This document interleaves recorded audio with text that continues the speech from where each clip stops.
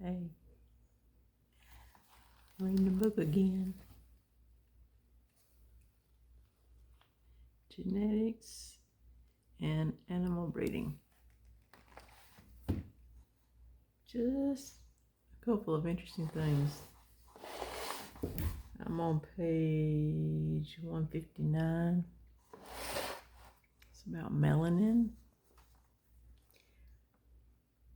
Two types of qualitatively different melanin can be distinguished.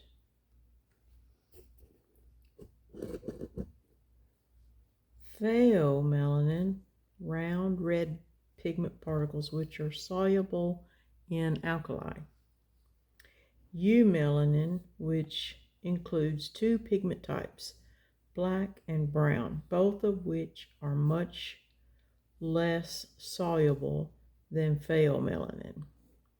The formation of melanin in the body takes place under the influence of different oxidizing enzymes. And the oxidizing process is, among other things, sensitive to temperature.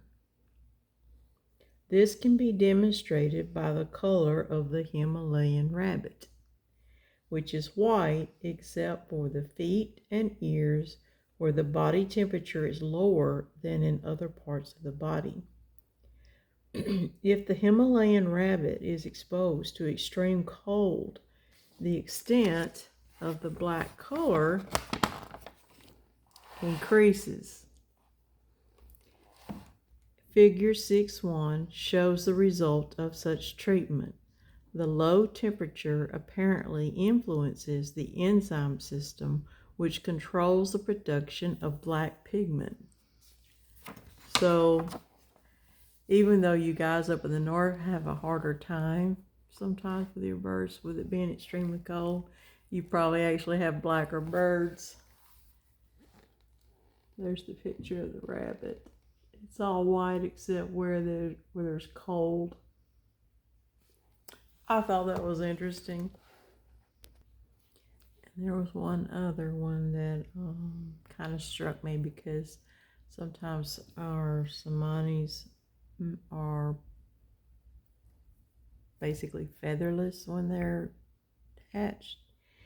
And I've heard, like, well, if they're featherless, then they probably have a deeper fibro. But what I read in this book shed a little light on that. And the featherlessness is actually not a good thing. Nakedness can be mentioned as an example of a sex-linked recessive defect.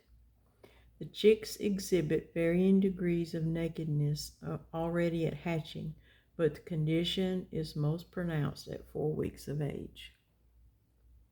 In the adult birds, the feathering is often much better developed, and we all know that. There is a high mortality both during incubation and after hatching. Nearly 50% of the homozygotes and hemizygotes die in the final 3 days of incubation. So, like when I also hear, oh, the deeper the fibro, the weaker or the harder they are to keep alive. And looks like there's actually some legitimate reasons for that. So maybe this will help someone be aware and not try to read away from the nakedness, because there's an actual reason for that. A sex-linked recessive defect. Oh, and also I found this out. The male chick must inherit the recessive gene from both parents to show the nakedness, but the female only needs to inherit it from the mother. So generally the naked chicks are going to be female. Bye. Talk to you later. Love y'all.